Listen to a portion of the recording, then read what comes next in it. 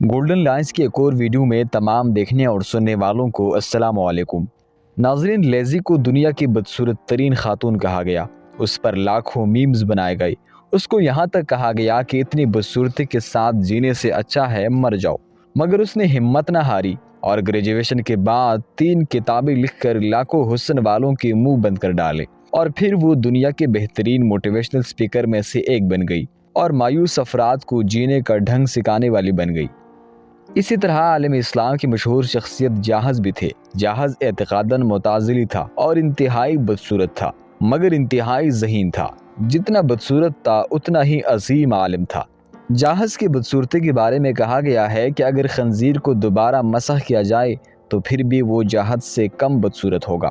کسی نے جاحظ سے پوچھا کہ کبھی آپ شرمندہ ہوئے؟ انہوں نے ہاں میں جواب دیا اور کہا کہ ایک بار کوئی بوڑھی عورت میرے پاس آئی اور کہا مجھے آپ سے کچھ کام ہے، میرے ساتھ آئیے۔ میں چلا گیا۔ وہ مجھے ایک سنار کے پاس لے گئی اور سنار کے سامنے مجھ کو کھڑا کر کے چلی گئی۔ میں نے سنار سے پوچھا کہ میرے لائق کوئی حکم؟ کہنے لگا یہ بوڑھی عورت مجھ سے تقاضا کر رہی تھی کہ میں اس کو شیطان کی مورتی بنا کر دوں۔ میں نے کہا کہ میں نے شیطان کو نہیں دیکھا۔ تو اس نے کہا کہ میں ابھی لے کر آتی ہوں، تم ویسے ہی مورتی بنا دینا۔ پھر وہ آپ کو ساتھ لے آئی اور کہا ایسا ہوتا ہے شیطان۔ اس سب کے باوجود جاحظ علم کا پہاڑ تھا۔ علوم اسلامیہ میں جہاں بھی بلاغت کا ذکر آتا ہے، جاحظ ایک ستون کی طرح نظر آتا ہے، مگر اس نے اپنے بدصورتی کو حصول علم اور بڑا انسان بننے میں رکاوٹ نہیں ڈالنے دیا۔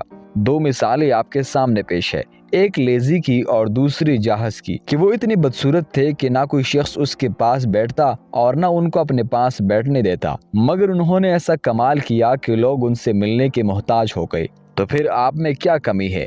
آپ کیوں احساس کمتری کا شکار ہے؟ آپ کیوں مایوس ہے؟